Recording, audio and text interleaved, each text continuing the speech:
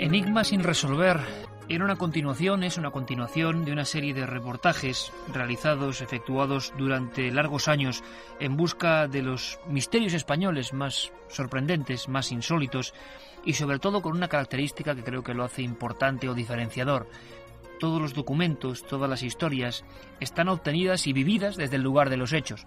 En ninguno de los acontecimientos revelado en las dos partes de esta misma obra realmente, Enigma sin resolver 1 y Enigma sin resolver 2, siempre el reportero, en este caso vuestro amigo Iker Jiménez, estuvo sintiendo el pálpito de los testigos, pisando el terreno y haciéndose una planificación de lo que era la investigación no solo documental sino humana. Dejar a un lado o hablar de casos sin haberlos vivido realmente, sin haber contemplado el miedo de quien los protagonizó, pues sigue siendo una manera de investigar del todo lícita, pero que elimina una parte sustancial, las emociones, los terrores, los asombros, que todavía se reflejan en los ojos de muchas personas.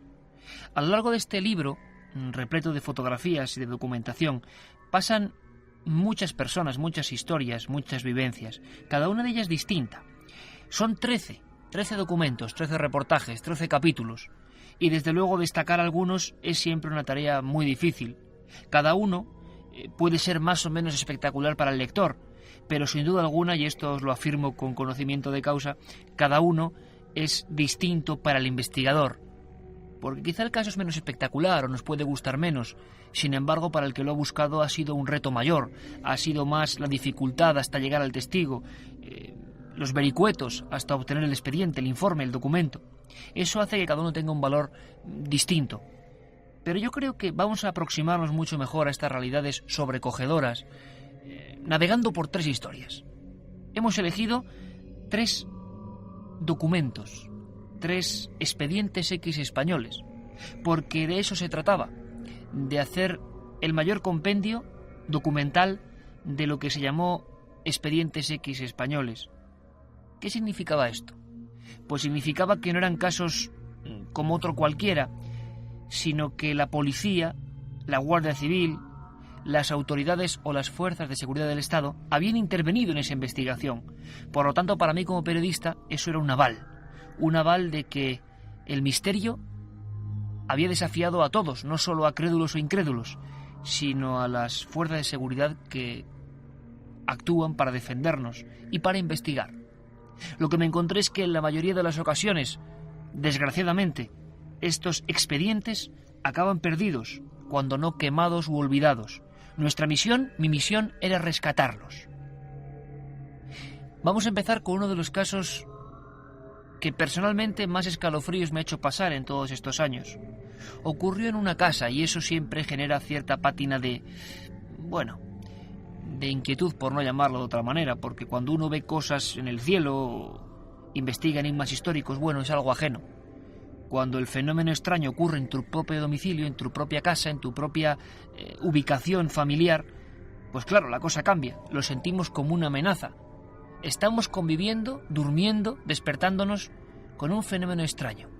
Y eso, os lo aseguro, es francamente incómodo.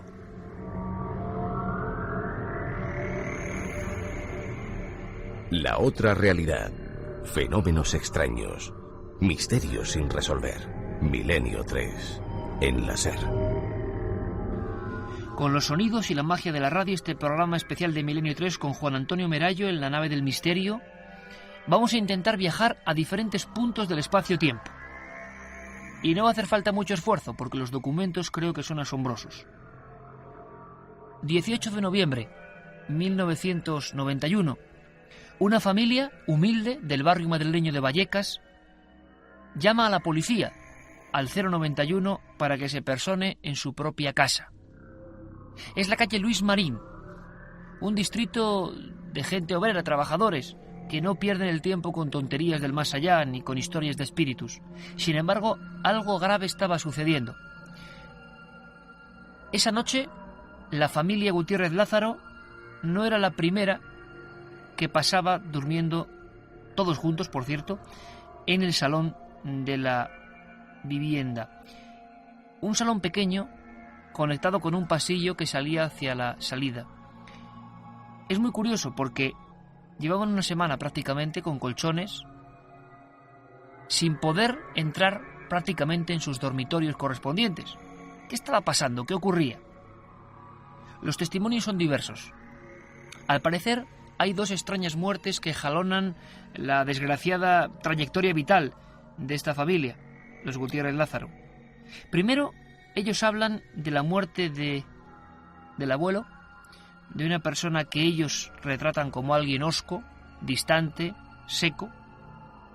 No sabemos ni sabremos nunca qué pasó, pero en esa propia casa de la calle Luis Marín del distrito de Palomeras, alguien muere maldiciendo y alguien muere enervado diciendo que se vengará en la otra vida. Desde luego que es un punto de partida desagradable y que no es habitual que una persona se vaya al otro mundo generando esa inquietud en los suyos, pero así ocurrió.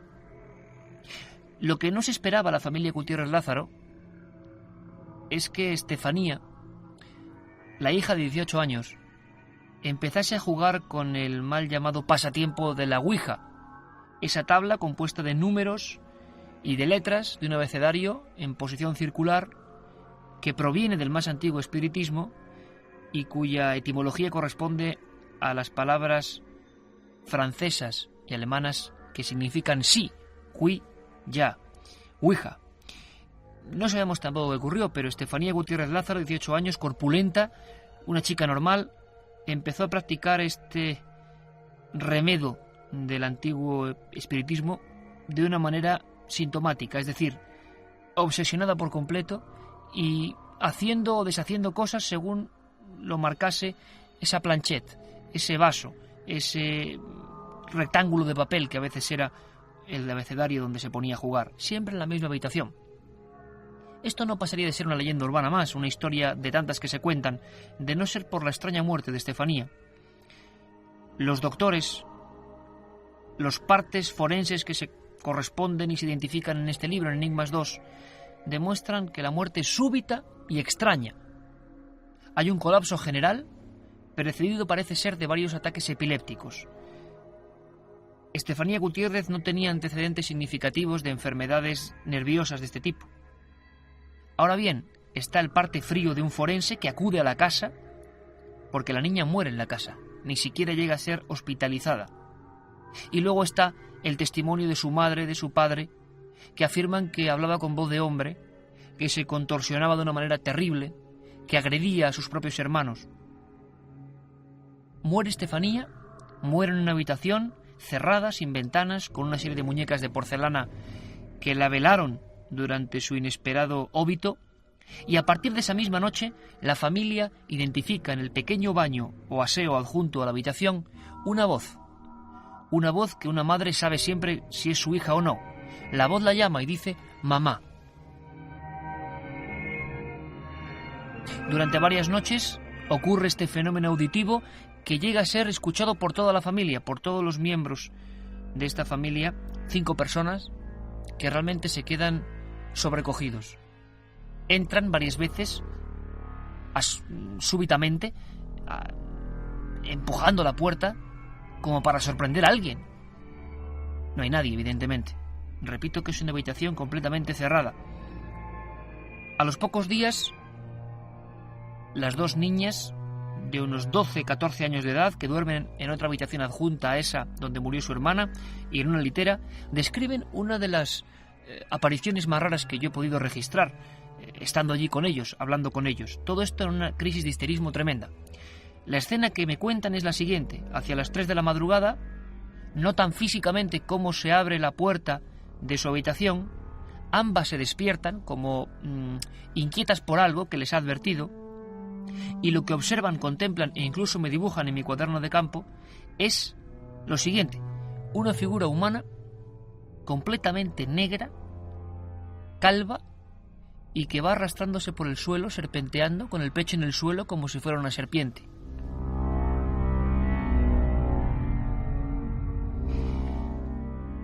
Pasan cosas día tras día, noche tras noche, mejor dicho. Los jarrones estallan, la familia acaba durmiendo todos juntos, como decíamos, en el salón, y estando en el salón, la única foto de Estefanía, de la corpulenta Estefanía, se quema por dentro del cristal, sin oxígeno. Ese día el pánico llega a tal punto que Máximo Gutiérrez, 46 años, llama a la Guardia Civil, no logra conectar con ellos, llama a la Policía Nacional, le atiende un comisario, un policía, que no cree lo que le está contando. En un primer instante no cree que este hombre esté hablando de apariciones, de estallidos de objetos y de una sombra famélica, de una sombra calva, delgada, que se aparecía y que era visible a través de la puerta de cristal del pasillo, estando ahí. Se pone Concepción Lázaro, la mujer, valiente, también corpulenta, una mujer fuerte, que dice que acudan rápidamente a la calle Luis Marín número 8, porque esa noche algo va a ocurrir y temen por la integridad de sus hijas y de ellos mismos. Confiesan que una fuerza desconocida está tirando objetos, tirando piezas, reventando, bajando cuadros, descolgándolos en el propio pasillo de su casa. A las 2:40 horas, 2 zetas de la comisaría de Vallecas, encabezadas por el inspector jefe José Negri, intervienen en esa casa. En el libro Enigmas sin resolver 2, que acompaña esta emisión especial de Milenio 3, vais a leer y vais a ver ese informe histórico firmado por 4 inspectores, Dirección General de la Policía. Lo que se extrae de él, lo que se extrae de esa información, de ese documento, es que, entre otras muchas cosas, los 4 inspectores son testigos de lo que ocurre allí.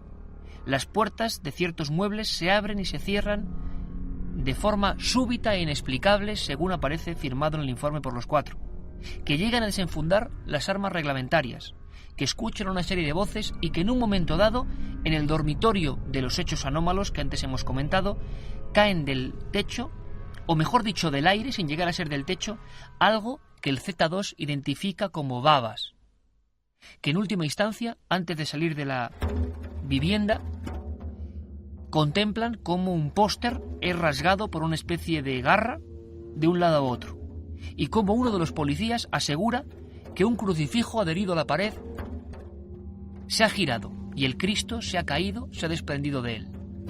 Todo eso en un parte oficial histórico de la Policía Nacional.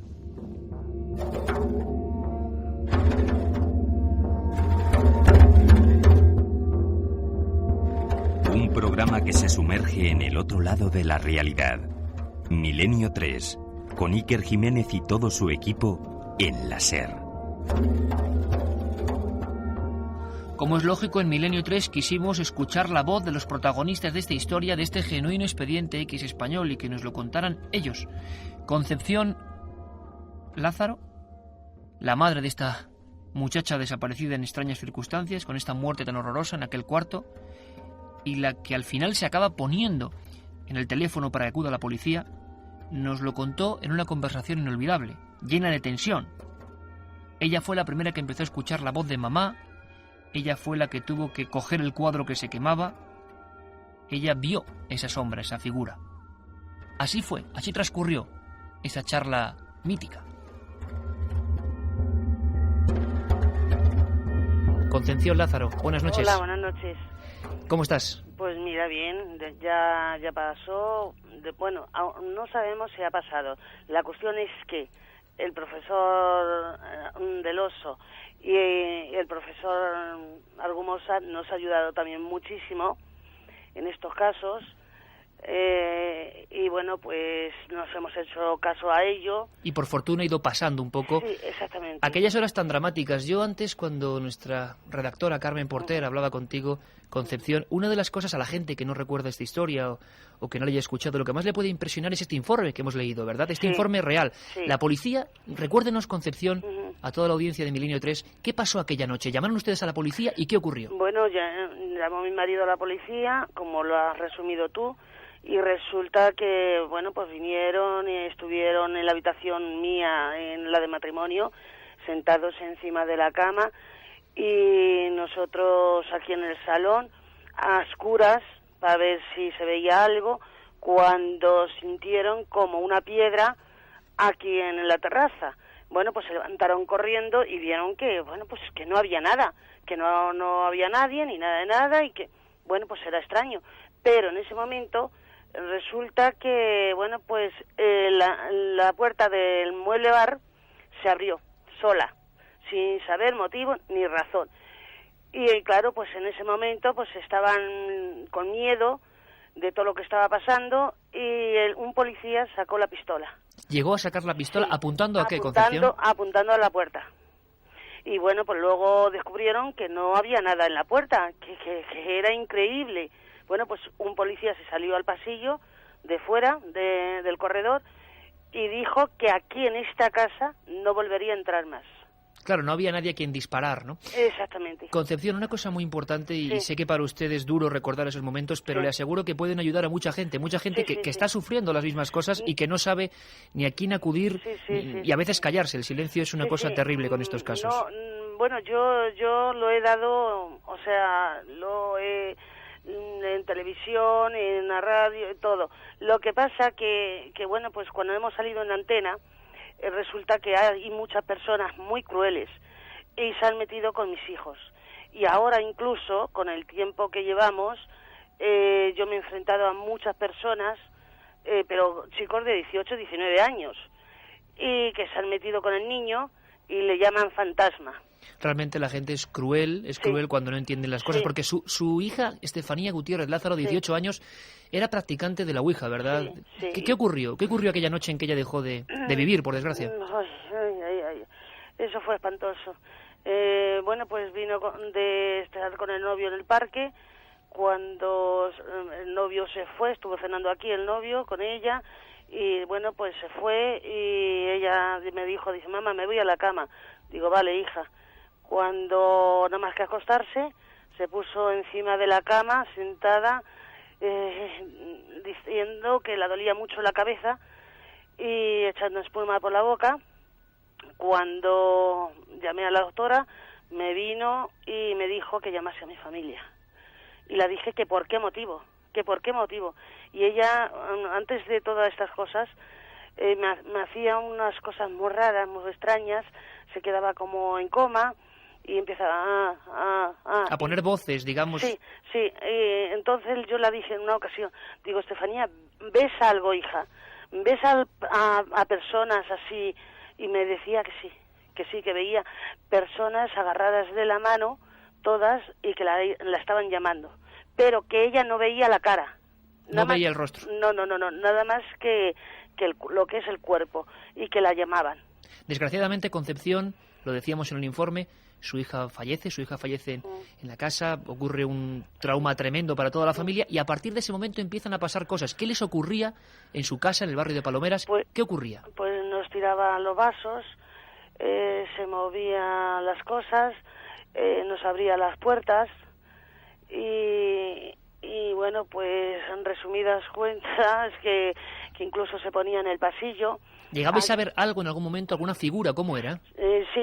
Sí, era, bueno, había veces que era negra, que la llegó a ver mi marido detrás de la cortina, y había otras que era como blanca, ¿sabes? Yo no sé, ya en nuestra cabeza ya no lo veía, no sé. Era auténtico miedo lo que estaban pasando, ¿no? Sí, muchísimo miedo, y luego hubo una persona que nos metió mucho más miedo aquí. Sí, personas, sabemos la historia un poco, Concepción, personas que llegan como expertos, que intentan limpiar casas y que no hacen más que estafar a las familias. Yo, bueno, pues no le voy a nombrar a esa persona. No, y además es mejor ni siquiera dedicar un segundo a ese tipo de gente, Concepción. Una cosa importante, hay un momento, yo hablaba con su marido, con Máximo Gutiérrez, tengo que decirle, una persona noble, escéptica en estos temas y que se encuentra con el problema en su casa.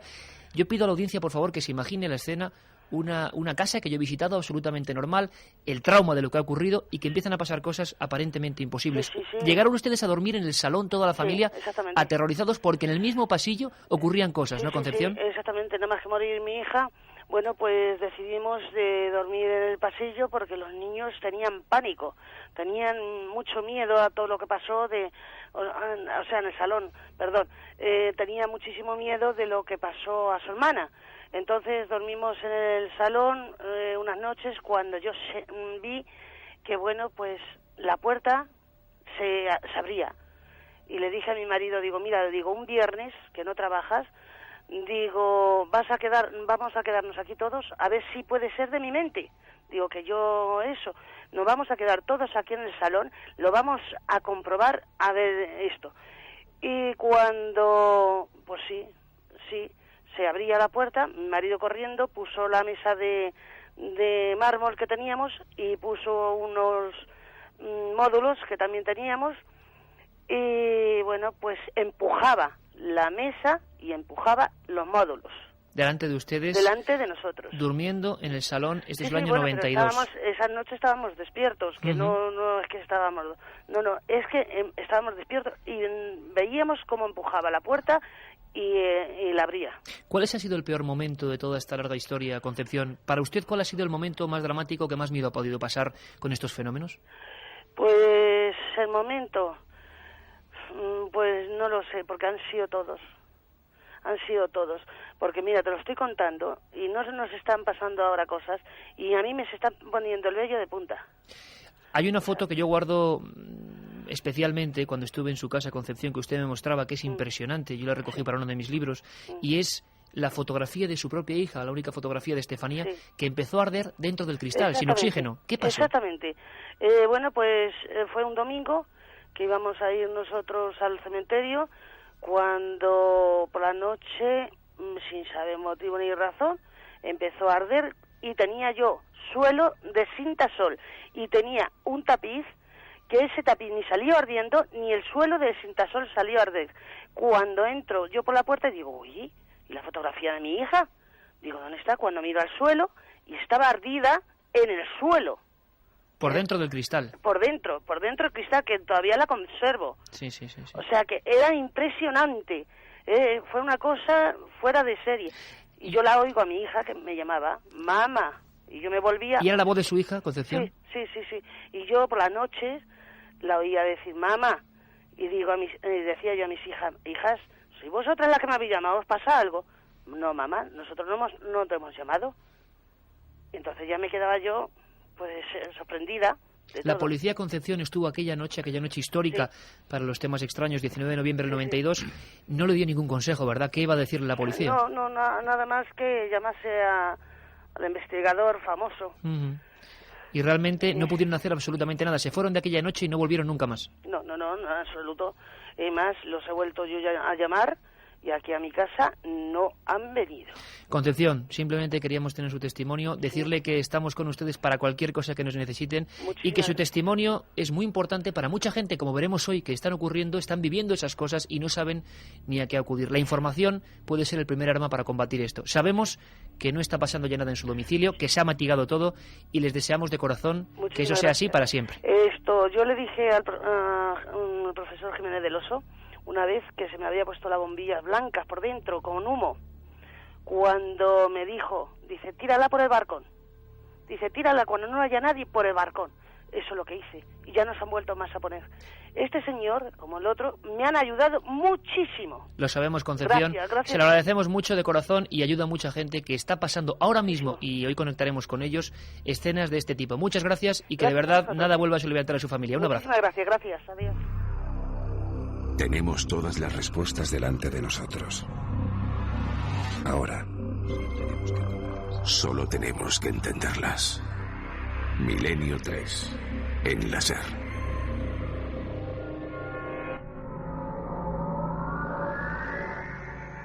...20 de junio de 1972... ...6 de la mañana... ...el operario de Renfe... ...de la estación hoy deshabitada de Torre Bonica... ...cerca de Tarrasa... ...en Barcelona... ...se aproxima... ...al lateral de la vía... ...después de encontrar un bulto sospechoso... Al caminar unos pasos... ...se da cuenta de que es un hombre... ...está decapitado... ...unos 2 metros más allá... ...en el andén contrario... ...hay otro bulto... Es otro individuo, algo mayor. La cabeza es irreconocible. Está situada a más de 5 metros del tronco. Hay una anomalía que le llama mucho la atención. Ambos sujetos sostienen contra el pecho un papel. Cuando se acerca a examinarlo, venciendo su propio miedo, aún es de noche, lee el contenido de ese mensaje. Dice así: los extraterrestres nos llaman. Pertenecemos al infinito. Está rubricado con una extraña firma. 2 ochos, o mejor, 2 signos de infinito.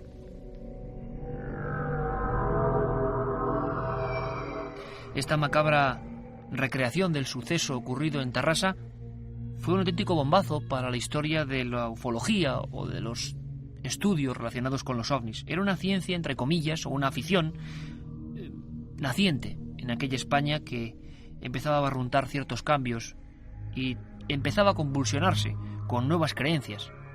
Había personas que habían sustituido las creencias religiosas, por ejemplo, por una fe en los hermanos cósmicos. En alguna ocasión eso llevó a dramas de este tipo, que hicieron pensar a la opinión pública que el asunto de los ovnis, hoy que se ve de una manera tan lúdica e inocente, podía llegar a ser muy peligroso. La pregunta era evidente: ¿quiénes eran esos individuos? ¿Por qué se habían inmolado de esa manera, juntos en la vía del tren? ¿Por qué llevaban esa nota en el pecho? ¿Quién se la había dejado? Uno de ellos era Juan Turu Vallés, empleado textil, de 21 años tan solo. El otro, José Félix Rodríguez Montero, natural de Aguadulce y de 47 años de edad. Los dos amigos, ufólogos, es decir, investigaban casos de ovnis cercanos a su región y hacían incluso pequeñas fichas. Cada uno en su casa tenía una pequeña biblioteca. Y lo más asombroso es que al llegar la policía y la Brigada de Investigación Criminal a ambos domicilios, se encuentran varias cartas mecanografiadas que vais a encontrar en este libro, en Enigmas sin resolver 2. Las cartas personales de los dos suicidas de Tarrasa, que se despedían de sus amigos y que decían, con una frialdad increíble, enviando un saludo cósmico, que esos libros, esas bibliotecas, quedaban a entera disposición del grupo, del misterioso grupo, que nunca se identificó. Y después aseguraban que cuando tuvieran noticia en la prensa, ellos ya estarían viajando al centro cósmico, al centro galáctico. Ambos murieron mirando a Júpiter, convencidos de que se dirigían a ese lugar. Eran personas normales, no llevaban túnicas, no eran estrafalarios, no eran frikis, ni mucho menos.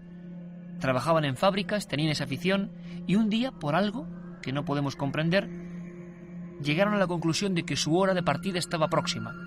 Algunos cuentan que en un paraje cercano habían observado eso, ovnis, lo que tanto perseguían. En su archivo personal aparecieron varias fotografías con misteriosas esferas sobrevolando el cielo, en un paraje cerca de Tarrasa. ¿Habían tenido ese encuentro? ¿Habían llegado por fin a ese ansiado contacto? Lo que tenemos es 2 cuerpos decapitados y 2 notas que no sabemos ni siquiera si ellos mismos la hicieron, o hubo más gente allí presente. De ser así, hay culpables que estuvieron esa noche y que todavía no han purgado su pena con la justicia. Esto provocó una enorme indignación entre los investigadores ovni. Uno de ellos, natural de Tarrasa, Josep Guijarro, pudo investigar muy de cerca esta historia. Llegó a obsesionarse con ella, convencido de que hubo más muertos, más gente que participó.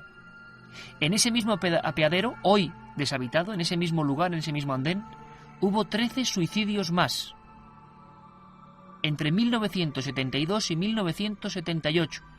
Algunos de ellos fueron suicidios que llevaban un mensaje que era: me voy con el padre. Parecía que un grupo estaba actuando de alguna manera y la policía no sabía ni quiénes ni de qué forma y sobre todo cuál iba a ser el siguiente. José Guijarro nos permitió entrar en su archivo. Nos abrió la puerta de las confidencias. Él vivía a pocos metros de ese misterioso lugar, poco querido por la mayoría de lugareños de Tarrasa. Así nos lo contaba en Milenio 3.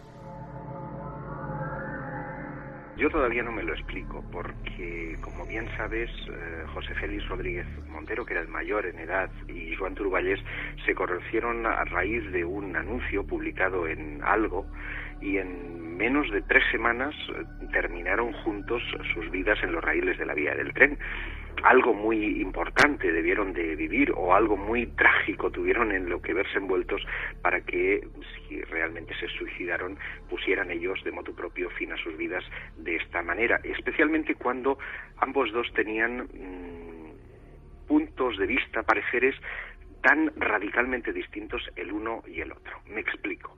Joan Turu Vallés era un joven inquieto como lo puede ser tú, como lo puedo ser yo, o como lo puede ser cualquiera de las personas que hoy, esta noche, escuchan Milenio 3.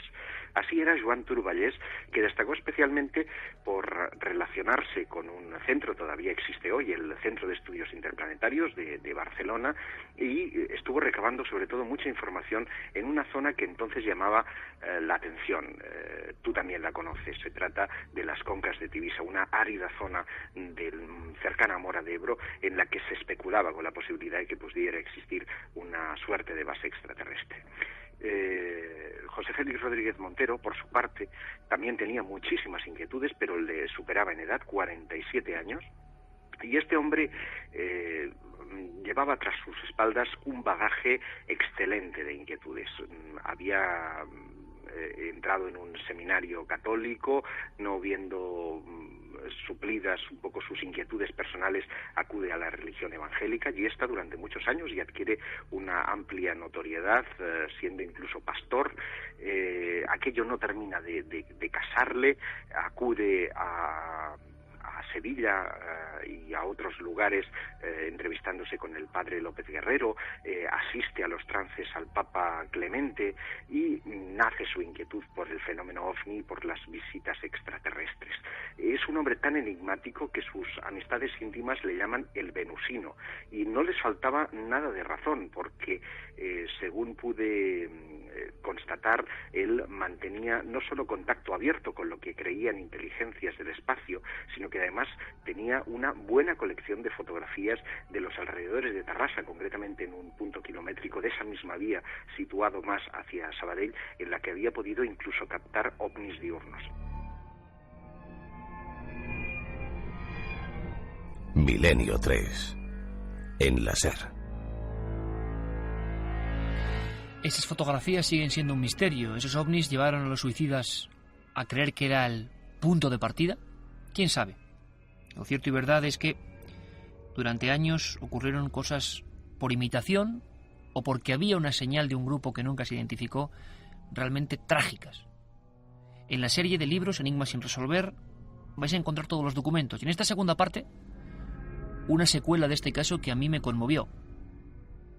El 2 de octubre de 1978, dos muchachos de tan solo 16 y 18 años, Juan José Vargas y Francisco Saureu, deciden copiar milimétricamente a los suicidas de Tarrasa.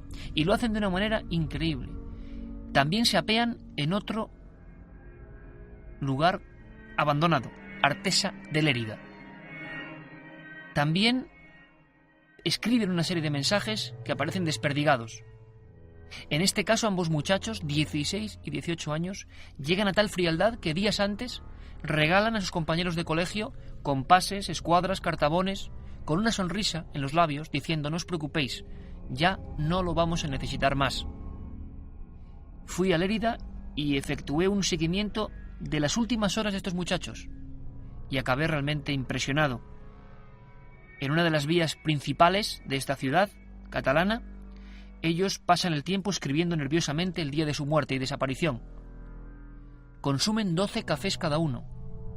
Y cuando se alejan, al camarero le dejan una propina exorbitada. No lo había podido olvidar. Este hombre los detiene en el umbral de la puerta y les exhorta, les dice que realmente se han pasado con la propina. Los dos muchachos, cuyas fotos observáis en el libro, se giran, llueve en Lérida esa noche, sonríen y dicen: no te preocupes, un día es un día y hoy es el día. Nadie sabe qué pasó después. Esa noche aparecen los dos abrazados en la vía del tren, sin cabeza. Los zapatos están limpios, a pesar de que todo el entorno estaba embarrado. ¿Qué había ocurrido? Es el caso de los suicidas de Lérida. Para la policía fue un auténtico misterio. En Cataluña sabían que gente se había inmolado en las vías del tren. ¿Pero por qué? ¿Algo tan burdo como creencias en que los extraterrestres estaban ya aquí y se los iban a llevar? ¿Cómo es posible? La investigación en algunos de estos casos corrió a cargo de uno de los pioneros de la policía científica española, Salvador Ortega Mayén. Él nos hablaba así de preocupado, recordando aquellos años, aquellas extrañas creencias y aquellas muertes sin explicar. En aquella época, suicidio de este tipo representaba, como ya te dije antes, un gran reto, porque no encontraba ningún nexo de unión en las muertes violentas de esta forma, y sobre todo cuando se trataba de personas acompañadas, o sea, aún menos, ¿no? Se llegó a pensar incluso en la aparición de una secta de inmolación que pudiera naturalmente pues haber adoctrinado o haberlos encaminado por la senda del suicidio, lo que yo te decía antes, ir adelantando pasos para llegar más pronto al dios o al gurú. No se puede encontrar otra explicación, pero tampoco se encontraron sectas de este tipo en aquella época. No había entonces la información que hay hoy, ni siquiera los lazos que pudieran naturalmente tejerse entre sectas o grupos de este tipo y que pudieran adoctrinar a la gente hacia su propia muerte en aras de algo que nunca se llegó a poner naturalmente claro. La otra realidad. Milenio 3. En la cadena SER. Inicios del mes de noviembre de 1934. Pleno centro de Zaragoza. En un piso de familia acomodada, algo empieza a suceder. Es algo insólito, absurdo, grotesco. En la hornilla de la cocina del segundo piso de esa planta, parece que ha surgido una voz chillona, lejana, que profiere frases, nombres, Trudis, Antonio, o dice palabras como quiero luz, cobardes, o voy a matar a todos los habitantes de esta maldita casa. Lo que tiene que ser una broma, evidentemente, empieza a convertirse en broma pesada, desde luego. Ingenieros, guardias de asalto, técnicos en construcción y las fuerzas vivas, encabezadas incluso por el propio gobernador civil de Zaragoza, don Otero Mirelis, acuden a esa casa y se dan cuenta de que ni en tuberías, ni en antenas, ni en zanjas, no hay ningún tipo de cableado ni de posibilidad de transmisión de esa voz que ya el pueblo ha bautizado como Duende de Zaragoza. Esta historia tan anómala acabará convirtiéndose en portada del diario Times. Una noticia sorprendente: Zaragoza, ciudad en aquella época de unos 300.000 habitantes, convulsionada por una voz que surge en una cocina. Una voz que a veces tenía tendencia a hablar en determinadas horas o con determinadas personas, como un niño, Arturo Grijalva. Ocurrieron muchas cosas. La bola de nieve fue haciéndose cada vez más grande. La voz amenazaba. El 27 de noviembre, un decreto del propio gobernador civil impide la información de este tipo de sucesos. La prensa no podrá acudir a esa vivienda. Las personas se agolpaban queriendo escuchar al duende. La ciudad temía por una ruptura del orden establecido, del orden público. La voz seguía. Incluso algunas personas son utilizadas, como Asunción Jiménez Álvarez, se supone, en esta investigación que yo planteo, para conectar con esa fuerza. El espiritismo todavía era una ciencia, una creencia, una práctica naciente en esa España de los años 30. Estamos todavía hablando de 2 años antes de la Guerra Civil. Por cierto, que toda la información policial de este caso se quemó en la Guerra Civil. Ya es casualidad. Al final, se aísla la casa, se mantiene sin vecinos, se llega a deshabitar por completo toda la manzana, se cava una zanja de 1,15 m, rodeando todo el entorno, y la voz sigue. Varios psiquiatras aseguran que pudiera ser quizá la criada Pascuala Alcocer la que provoca con ventriloquía inconsciente, algo desde luego desconocido hasta entonces, esas voces. Lo publica la prensa. Como siempre ocurre, la gente con poco criterio lo cree. A los 8 días, estando Pascual Alcocer a cientos de kilómetros de Zaragoza, la voz vuelve a insistir con más fuerza. Os voy a matar, dice.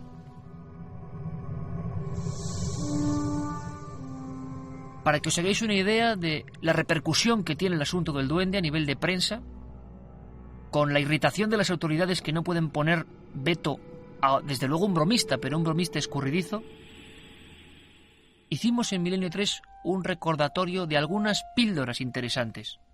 Fue la noticia de aquel inicio de otoño de 1934. Carmen Porter lo recordaba así en Milenio 3. El antiguo noticiario de Aragón fue el primer medio de comunicación en hacerse eco de lo que estaba ocurriendo en la calle Gastor de Gotor.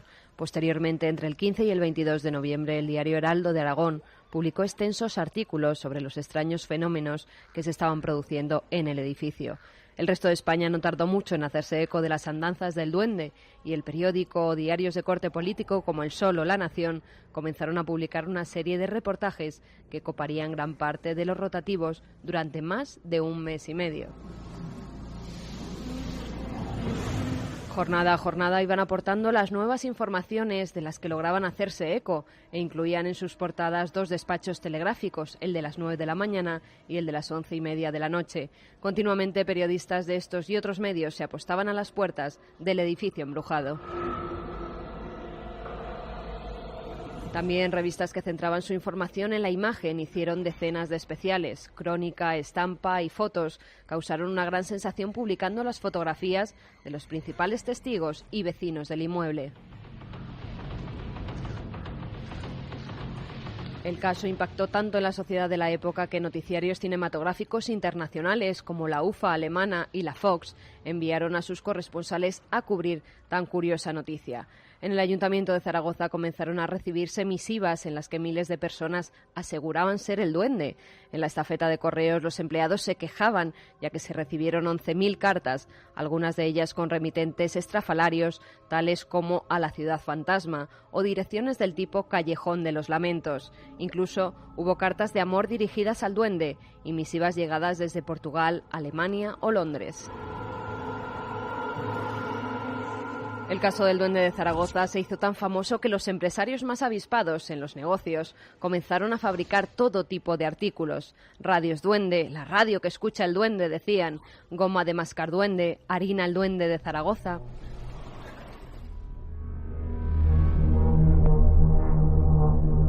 Todo un amplio repertorio que demostraba a las claras la inmensa repercusión de un asunto que, pese a quien pese, acabó sin resolver.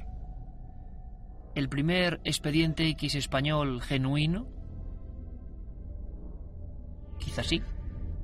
Desde luego que los medios de comunicación de masas hicieron mucho por su propagación hasta que llegó la orden de censura.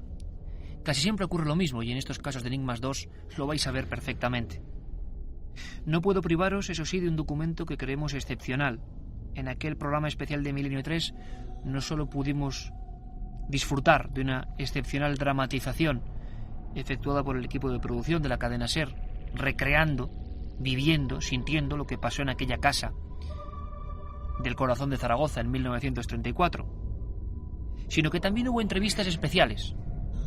Pudimos escuchar a investigadores, pudimos escuchar a los supervivientes de aquella historia, a uno de los periodistas, Andrés Ruiz Castillo, que llegó a colarse para intentar escuchar, y lo logró también, la voz del duende. Pero si hubo un personaje especial que nos costó mucho dar con él y que es el testimonio vivo aún hoy, 70 años después de este primer expediente X español, ese era Arturo Grijalva, el niño al que la policía y la guardia de asalto a veces utilizaba casi como conejillo de indias, dicho sea esto con todo el respeto del mundo, porque parece que la voz habló varias veces con él, intercaló o dialogó con él, cosa que no hizo jamás en sus 27 o 28 intervenciones extrañas.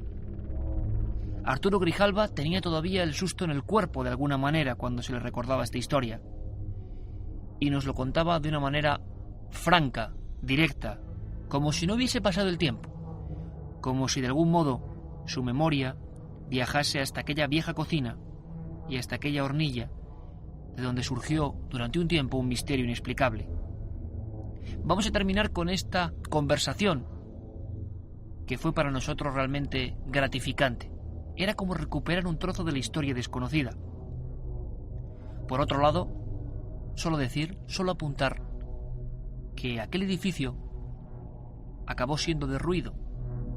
Hoy todavía se alza otro más moderno. Si nos acercamos a su puerta, vamos a comprobar que hay un gran letrero dorado. Pone edificio Duende, como un recuerdo imperecedero de una historia que, como decíamos antes, para bien o para mal, marcó a esa ciudad, Zaragoza.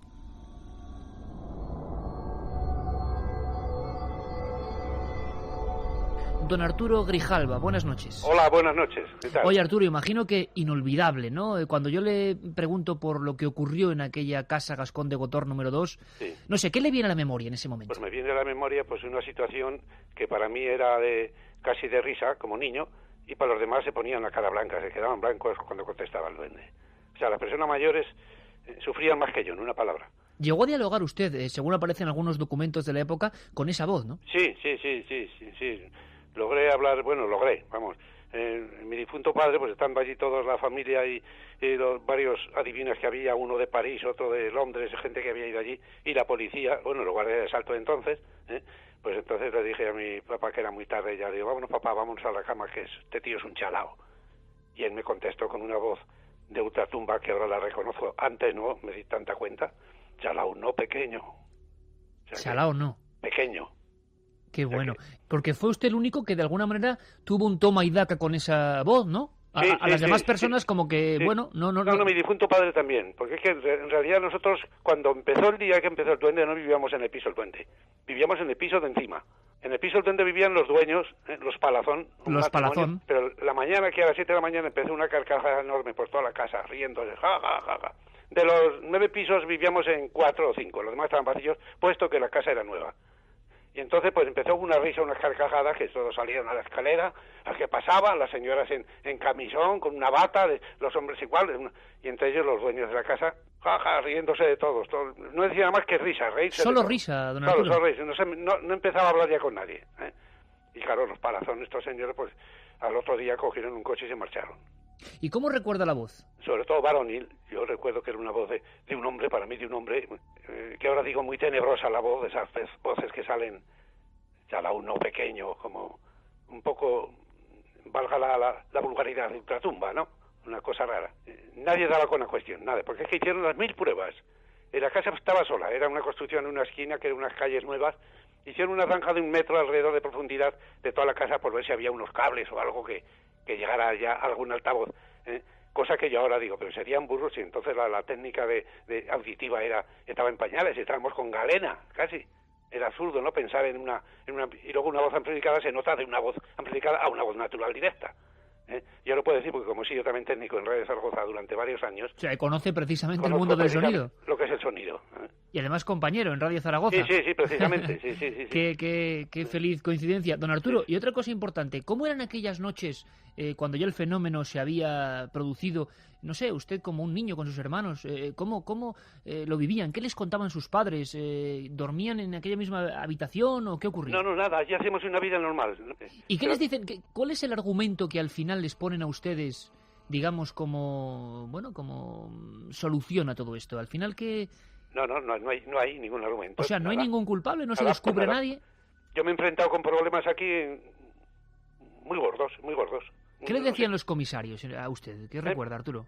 Pues no, era yo el juguete, porque cuando venía alguien, aquí está Arturín, venga Arturín, ya, vamos a ver si habla otra vez, venga, todos. Ya mi padre me ocultó un poco, ya vio que aquello tomaba un poquitín de... O sea, porque me quiere decir, don Arturo, que esta gente, la policía, vio que esa voz que surgía por esa zona de la casa solo o tenía una atracción especial quizá hacia usted o se podía, digamos, motivar o llamarle porque usted había dialogado con ella. Claro, como había sido protagonista, todos consideraban que era yo el protagonista de la cuestión, Lo cual, no sé si para bien o para mal sigo siéndolo actualmente, mientras viva. Tenemos fotografías que son espectaculares de miles de personas subiendo por los tejados incluso. Sí. Estaban los del noticiario UFA tomando película allí, tomando películas de las ventanas, que hay películas y yo no las he visto, me gustaría saber dónde están, ¿no? Porque tomaron reportajes de noticiario aquel, de toda la gente inmensa. Bueno, aquello era enorme. Allí venía el policía y venía con 2 amigos, oye, que son amigos que van a entrar a la cocina. Ya mi padre dijo, oye, que esto es una casa particular que estamos viviendo, que tengo aquí 7 hijos, que estén en una a la escuela, otro al instituto, tal, y aquí no se puede estar entrando y saliendo. Que entren las autoridades o que tenga que entrar, pero vale ya, ¿tá? Porque era un desfile de gente, ¿no? Y encima para no encontrar ninguna solución. ¿Su padre cómo lo vivió, don Arturo? Pues él era el tío más majo que había. Porque es que cuando se quedó vacío el piso abajo el duende, mi difunto padre, pues con duende y todo, dije, nos bajamos al piso del duende nosotros. Y a los 2 días de eso nos bajamos al piso del duende. Y de entonces estuvimos hasta que tiraron la casa. Una casa que hoy se llama Edificio Duende, precisamente. Sí, Edificio del Duende. Y una cosa, don Arturo, que es quizá intrigante, al final no se desaloja, se llega a desalojar la casa, se llegan a mirar las tuberías, se llegan a mirar todo. La anécdota más, bueno, aparte de que cuando apagaba la luz decía, luz que no veo. Luz que no veo. Sí. Imagino que la gente en ese momento que se escuchaba la voz, no sé, gesticularían, sería un susto tremendo. Claro, pues, asombraban, y los periodistas anotando, escribiendo ahí en papeles, estaban ahí. Bueno, no existían los magnetofones, por supuesto, ni nada de esto, ¿no? ¿Qué documento hubiera sido, usted que ha sido técnico, grabar aquella voz, no? Es que, fíjate, en el año 34 que teníamos, había muy pocos aparatos de radio de onda media y onda corta. Claro. Y los demás eran galenas. No había tecnología para llevar ahí lo que hoy sería un Revox o cualquier cosa para intentar grabarlo, ¿no? O sea, hombre, sí, es que si el duende hubiera sido dentro de los años que estamos hablando, cuando se avisó a la policía y dijo, cobardes, habéis llamado a la policía, cobardes, repitió varias veces. Y al momento vino un camión de aquellos descubiertos de guardia de asalto, con 20 o 30 guardias de asalto, que se encargaron de acordonar la casa, entraron en mi piso, en varios otros pisos, por la escalera, para controlar todo, hasta por el tejado, que lo levantaron las tejas, que era una casa nueva, todo lo hicieron polvo para ver si había cables y todo. Estaban empepinados en que aquello tenía que ser una voz microfónica, que no podía ser, caray, ahora lo atestigo yo con más sabiduría que entonces, claro. Y pues nada, al final no hubo ningún tipo de culpable. ¿Y qué ocurrió con ese edificio? ¿Siguieron ustedes viviendo allí? Sí, ya. ¿La voz cuándo desaparece? Eso duró los 3 meses y pico que estuvo. Ya una de las veces, pues cuando se cansaron, dice, vamos a tirarla al tabique, porque eran pisos que daban en la cocina, daba con la cocina del otro lado. Y había 2 chimeneas juntas, que la chimenea era el kit de la cuestión. Y el tiro, la chapa de la chimenea, que entonces había unas chapas que entraban y salían para dar más tiro al fuego, que eran cocinas de carbón de entonces. Pues ahí cuando apretaba la chapa del fogón, decía, ¡ay, que me quemas! Chillaba, ¡ay, que me quemas! Pero todo con la misma voz que he dicho antes, que me contestó a mí. Esa voz es ultratumba. Me acuerdo de aquel detalle de aquel señor, un señor bajito, que tenía un bigote muy raro, un detalle que me acuerdo yo ahora, si no sé. Y este señor pues puso 1 metro para medir lo que había del tabique a la chimenea. Pues pone el metro, no hace más que colocarlo y dice el duende, no se moleste, mide 75 centímetros. ¿Y eso era verdad? Quedó el hombre aquel mirando el metro de lado a lado, todos nos quedamos mirando al hombre y al metro, y el hombre dice, sí, que mirándonos a todos, sí, como diciendo, me ha fastidiado, Se marchó, no se tiró la chimenea. Y el pozal y la piqueta estuvieron en la guardilla de mi casa hasta que tiraron la casa. Y que nadie supo lo que fue. Fracasaron todos. Fracasaron todos uno después del otro. Todo el mundo, todo. O sea que si alguien dice en este mismo programa algo, me responsabilizo de decirle que es mentira. Porque todos fracasaron, no supo nadie lo que fue. Aquello se cerró la carpeta como si nada. Y es más, don Arturo, alguna gestión que hemos hecho nos ha confirmado desde los archivos policiales de la época en Zaragoza que todo ha desaparecido. ¿Usted qué opina de que todo ese material haya desaparecido? A alguien le interesaría que no se dijera la verdad. Y por último, don Arturo, usted sí hace un esfuerzo ahora mismo, aunque no creo que sea mucho esfuerzo, y recuerda esa voz como la recordábamos antes, ¿qué impresión le daba? ¿Algo maligno? ¿Algo...? A mí me daba la impresión de que una persona que hablaba conmigo y que no la veía. Simplemente, sin más. Sin embargo, los demás les daba la impresión de algo mucho más potente, más raro.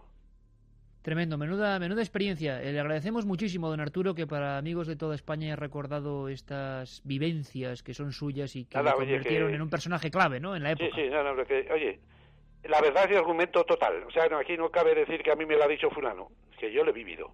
Está. Esa es la cuestión, don Arturo, y para nosotros ha sido un placer, y muchísima gente, estoy seguro que esta noche está redescubriendo en otros puntos de España la mágica e increíble historia que nunca se ha podido resolver del duende. Fue un fracaso total, que si alguien dice en este mismo programa que esto fue o que está, de mi parte, que es mentira totalmente. Que nunca se pudo saber quién fue aquella voz. Que nada, que nunca lo supieron nadie, que fracasó todo, técnicos, ingenieros, sabios, adivinas, hasta la iglesia, todos fracasaron, todos. Bueno, la iglesia, pues claro, fueron a bendecir el piso también. Claro, había miedo, imagino, ¿no? Sí, pero pues nada más, sobre todo por si era alguna cosa de tipo... Pero nada más, nadie supo lo que fue y todos fracasaron. Don Arturo Grijalva, un placer. Gracias, amigo, gracias. Oye, que me gustaría que me llamaras dentro de 20 años para lo mismo. Claro que sí, lo haremos, Desde luego, dentro de 10 años está usted aquí y a ver si puede ser en Zaragoza y en vivo, ahora que la ciudad está de enhorabuena. Venga, oye, sí que tenemos ahora aquí otro duende, menudo duende. ¿Eh? Un abrazo muy fuerte, don Arturo. Muchísimas gracias, bueno, amigo. Gracias a vosotros y sabéis que me tenéis a disposición, ¿eh? Gracias, amigo. Buenas noches.